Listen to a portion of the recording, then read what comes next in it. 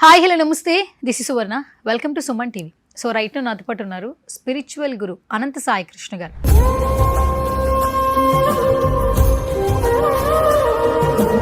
అనంత సాయి కృష్ణ గారు, ప్రతి ఒక్కరికి ఏంటంటే మంచిగా సెటిల్ అవ్వాలి, మన పిల్లలు బాగుండాలి, మనం బయటికి వెళ్తే మనం ఇలా ఎదిగామని మనకు ఒక స్టేటస్ వచ్చిందని చెప్పుకోవాలని అందరూ అనుకుంటున్నారు. ఒకప్పుడు ఏంటంటే 10 మంది కలిసి ఒక ఇంట్లో ఉంటే అది సంతోషం, అందరూ హ్యాపీగా మెమరీస్ని షేర్ చేసుకుంటే అది సంతోషం.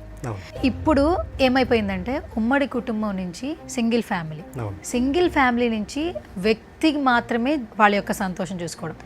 అంటే నలుగురు కలిసి కూర్చొని ఎంజాయ్ చేసే టైం కంటే మన సెల్ఫ్ లైఫ్ బాగుంటే చాలు అని అనుకునే టైంలో మనం రైట్ నో బ్రతుకుతున్నాం. దట్టు కలియుగం అని కూడా చెప్తూ ఉంటారు. మరి ఇలాంటి టైంలో అందరూ సంతోషంగా ఉండాలి, అందరూ ధనవంతులై ఉండాలి, మంచిగా సెటిల్ అయిపోవాలి అని అనుకున్న వాళ్ళకి మీరు ఇచ్చే సలహాలు ఏంటి? యాక్చువల్లీ అసలు సాధ్యం అవుతుంది? అందరూ ధనవంతులు అయ్యే ఛాన్సెస్ అయితే కనిపించదు, ఎందుకంటే ఇప్పటికీ మనం చూస్తూ ఉంటాం ఉన్నవాడు ఉన్నవాడుగానే ఉంటున్నాడు, పేదవాడు పేదవాడుగానే ఉంటున్నాడు. మరి మీరేం చెప్తారు స్పిరిచువల్ గురువుగా? ఇప్పుడు ఒక క్లాస్ ఉంటుందండి, క్లాస్లో టీచర్ ఉంటాడు, టీచర్ని కొద్దిసేపు యూనివర్స్ అనుకోండి, స్టూడెంట్స్ ఉంటారు, ఒక 50 మెంబర్స్ స్టూడెంట్స్ ఉన్నారు అనుకోండి. ఆ 50 మెంబర్స్లో ఇంటెలిజెంట్ స్టూడెంట్స్ ఎంతమంది ఉంటారు? ఒక 10% ఉండొచ్చు, 40%లో. అవును, మిగతా యావరేజ్ ఉంటారు. సెకండ్ క్లాస్, థర్డ్ క్లాస్, లాస్ట్కు ఫెయిల్ అయ్యే వాళ్ళ స్టూడెంట్స్ కూడా ఉంటారు. ఇక్కడ చూడండి, టీచర్ మాత్రము అందరికి ఒకే సబ్జెక్ట్ బోధిస్తున్నాడు, కానీ అక్కడ రిసీవ్ చేసుకున్న 50 మందిలో మాత్రము ఫస్ట్ క్లాస్ ఎందుకు కొంతమంది వస్తున్నారు, సెకండ్ క్లాస్ కొంతమంది వస్తున్నారు, థర్డ్ క్లాస్ కొంతమంది వస్తున్నారు, ఎందుకు ఫెయిల్ అవుతున్నారంటే అక్కడ తప్పెవరిది? అంటే ఎవరు తీసుకునే విధానం బట్టి, అంటే మనుషుల్లోనే మనలోనే ఉందంటారా? అంటే ఇప్పుడు జస్ట్ ఎగ్జాంపుల్గా ఆ క్లాస్ గురించి మాట్లాడుకుందాము, తప్పెవరిది? టీచర్దా, స్టూడెంట్స్దా? స్టూడెంట్స్దే. 100% అందరికీ సమానంగా పాఠాలు చెప్తున్నారు. సేమ్ యూనివర్స్ సిద్ధాంతం కూడా అలాగేనండి. యూనివర్స్ ఇక్కడ టీచర్ని యూనివర్స్ ఎందుకంటే ఆయనలో ఉన్న సబ్జెక్ట్ అంతా ఏదైతే సబ్జెక్ట్ ఉంటుందో దానికి సంబంధించిన మెటీరియల్ అంతా ఆయన ఇస్తున్నాడు లేదా స్టూడెంట్స్కి. అంటే ఇక్కడ తీసుకోవడం అనేది పిల్లలపైన ఆధారపడింది. ఏ సబ్జెక్ట్ని ఎంత తీసుకుంటే సక్సెస్ అవుతున్నది ఆ పిల్లలు సక్సెస్ అవుతున్నారు, అక్కడ తీసుకోలేని వాళ్ళు ఫెయిల్యూర్ అవుతున్నారు. సేమ్ ఇదే మన లైఫ్లో అప్లై చేస్తున్నాం. యూనివర్స్ అనేది అన్లిమిటెడ్ అండి, దానికి కొలతలు అనేవి ఉండవు. ఇప్పుడు ఇంకో ఎగ్జాంపుల్ తీసుకున్నాం అనుకోండి, ఒక సముద్రం ఉంది, సముద్రంలో వాటర్ ఉంటాయి. గ్లాస్ తీసుకెళ్తే ఎన్ని వాటర్ తెస్తాం? కొంచెమే తెస్తాం. చెంబు తీసుకెళ్తే ఎక్కువ తెస్తాం. బకెట్ తీసుకెళ్తే ఇంకా ఎక్కువ. ట్యాంకర్ తీసుకెళ్తే ఇంకా ఎక్కువ. మనం ఎన్ని తీసుకుంటే వాటికి తగినంత వాటర్ తీసుకురావచ్చు. మన చేతుల్లో ఉందంటారు. ఉంది. సేమ్ అలాగేనండి, యూనివర్స్ అనేది అన్లిమిటెడ్, మీరు ఏది అడిగినా ఇవ్వడానికి సిద్ధంగా ఉంది. బట్ మనిషి ఏం చేస్తున్నాడు అంటే అడగడం లేదు, అది ఒకటి. ఇప్పుడు ప్రతి ఒక్కరికి డబ్బు సంపాదించడము సాధ్యమే అన్నారు. ఇప్పుడు మీరు లాస్ట్ వీడియోలో అడిగాడు, ఒకసారి మీరే అడిగారు, నేను ఆడి కార్ తీసుకోవాలనుకున్నాను అనుకోండి, మీ గురించే మాట్లాడుకుందాము.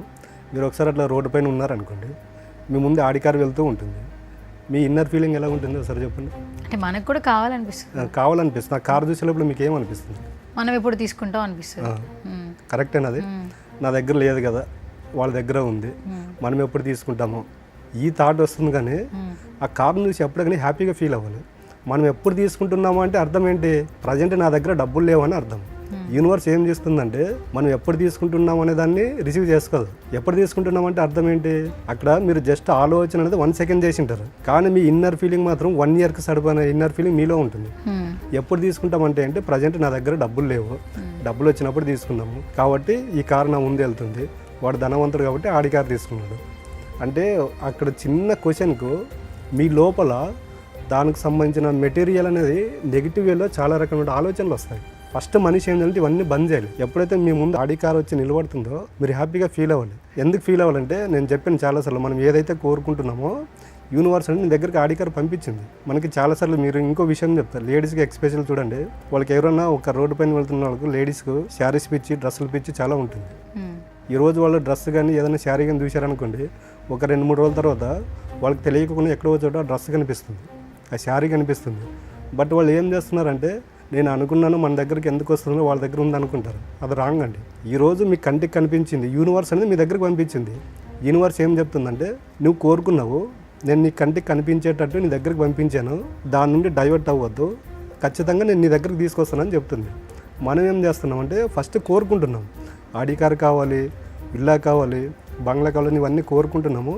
బట్ మన కంటికి కనిపించేలోపు ఇన్నర్ ఫీలింగ్ ఎలాగ ఉంటుందంటే మన దగ్గర డబ్బులు ఎక్కడున్నాయి, వాళ్ళ దగ్గర డబ్బులు ఉన్నాయి కాబట్టి వాళ్ళు విల్లా తీసుకున్నారు, ఆడి కార్లో తిరుగుతున్నారు, మంచి మంచి డ్రెస్సులు వేసుకుని తిరుగుతున్నారని మనమే అనుకుంటున్నాం. అప్పుడు యూనివర్స్ ఏం చేస్తుందంటే ఇవన్నీ పక్కన పెట్టేసి నువ్వు ఏవైతే నెగిటివ్ వేలో ఆలోచన చేస్తున్నావో దాన్ని తీసుకుంటుంది. సరే సార్, మీరు ఎప్పుడు ఏం చెప్తారంటే మీలోనే ఉంది, ఫస్ట్ మీరు పాజిటివ్గా థింక్ చేయండి, మీకు యూనివర్సిటీ కనెక్ట్ అంటే యూనివర్స్ మీకు కనెక్ట్ అవుతుందని చెప్తుంటారు. అవును. ఇప్పుడు సరే నేనే ఉన్నా, మీకు ఎప్పుడు చెప్తూ ఉంటా, ఇప్పుడు నాకు యూనివర్స్కి నేను కనెక్ట్ అవ్వాలి, సరే నేను ఒక మంచి ఆడి కార్ కొనుక్కోవాలి, త్వరగా సెటిల్ అవ్వాలి అని నేను అనుకున్నాను అనుకోండి, నేను ఎలా అనుకోవాలి, నేను యూనివర్స్కి ఎలా చెప్పాలో చెప్పండి. ఏం చెప్పొద్దండి, ఫస్ట్ మీరు సాక్షిభూతంగా ఉండండి. నీ కష్టాల గురించి 1% కూడా ఆలోచించేయకండి. హ్యాపీగా ఉండాలా? హ్యాపీగా ఉండాలి. కష్టం లోపల ఉంటే పైకి నవ్వట్లు వస్తుంది. మళ్ళీ అదే చూడండి నేను చెప్పేది, మీరు లోపల కష్టాలు పెట్టుకొని బయట నాకు అది కావాలంటే నీకు యూనివర్స్ ఎలాగిస్తుంది? అంటే ఏది వచ్చినా హ్యాపీగా ఉండాలి. హ్యాపీగా ఉండాలి. ఇప్పుడు మనము ఇతిహాస పురాణాలు తీసుకుంటే మనకు అమృతం అనేది చిలికేటప్పుడు మనం బాగా అబ్జర్వ్ చేస్తే రాక్షసులు ఒకవైపు, తర్వాత దేవతలు ఒకసారి అమృతం కోసం చిలుకుతుంటే ఫస్ట్ ఏమొచ్చింది? విషయం వచ్చింది. ఆ విధంగా ఫస్ట్ మనకు పాజిటివ్ కావాలంటే కొన్ని యూనివర్స్ వీళ్ళు స్టేబుల్గా ఉంటారో లేదో, దానిపైన నిలబడతారో లేదని టెస్ట్ చేస్తుంది. ఇప్పుడు మీరు ఒక ఎగ్జామ్కి వెళ్ళి ఒక జాబ్కి వెళ్ళారండి, జాబ్కి వెళ్ళేటప్పుడు మీకు ఇంటర్వ్యూస్లో ఎలాంటి క్వశ్చన్లు అడుగుతారు? డైరెక్ట్ జాబ్ ఇచ్చేస్తారా? వాళ్ళ టర్మ్స్ అండ్ కండిషన్ ఉంటాయి, టర్మ్స్ అండ్ కండిషన్స్ అప్లై చేస్తారా లేదా? సేమ్ యూనివర్స్ కూడా అలాగే అండి. ఇప్పుడు మీరు ఉన్నారండి, ఇంట్లో పిల్లలు అడిగిందేమో ఇస్తారా? ఎందుకని అడుగుతారా? పిల్లలు ఏదో ఒకటి అడిగారు, వాళ్ళు అడిగిందేమో ఇచ్చేస్తారా? ఎందుకని అడుగుతారు? వాళ్ళ రీజన్ కరెక్ట్ ఉంటే మీరు ఇచ్చేస్తారా? యూనివర్స్ కూడా అలాగే అండి. యూనివర్స్కి రీజన్ కావాలి, దానిపైన స్టేబుల్గా నిలబడాలి. అప్పుడు ఏం చేస్తుంటే యూనివర్స్ మీ దగ్గరికి తీసుకోరా అనే మాట మాట్లాడదు. ఈరోజు మనము సక్సెస్ అయిన వాళ్ళు మీరు ఎవరినైనా తీసుకోండి, వాళ్ళు ఒకసారి వాళ్ళ పాస్ట్ వాళ్ళ కష్టాల గురించి ఆలోచన చేయలేదు, కష్టాలను పక్కన పెట్టేసి వాళ్ళ గోల్ వైపు వాళ్ళు నడుస్తూ ఉన్నారు కాబట్టి సక్సెస్ అయ్యారు. వాళ్ళ దగ్గరికి డబ్బు వచ్చింది, రిలేషన్ వచ్చింది, హెల్త్ బాగుండే. ఈరోజు ఈ 3 కరెక్ట్ ఉన్న వాళ్ళు ఎంతమంది లేరు ప్రపంచంలో? బట్ మనం ఏం చేస్తున్నామంటే మనకి హెల్త్ బాగలేదు అనుకోండి, దీనిపైన చాలామందికి ఏంటో నాకు హెల్త్ బాగలేదు వచ్చిన వాళ్ళకంతా చెప్తూ ఉంటాం, యద్భావం తద్భవతి. నువ్వు అలాగే ఉంటావు. నాకు ఇంట్లో నా మిస్సెస్తో నాకు ప్రాబ్లము, నా హస్బెండ్తో నాకు ప్రాబ్లము, నా ఫాదర్తో ప్రాబ్లము, యద్భావం తద్భవతి. అదంతా ఎవరు పలుకుతున్నారో పదే నువ్వే పలుకుతున్నావు కాబట్టి నువ్వే అనుభవించు. ఇక్కడ మనిషి ఏం చేస్తున్నాడంటే ఉన్నదానిపైన కృతజ్ఞత భావంతో లేడు, లేని దాన్ని కోరుకుంటున్నాడు.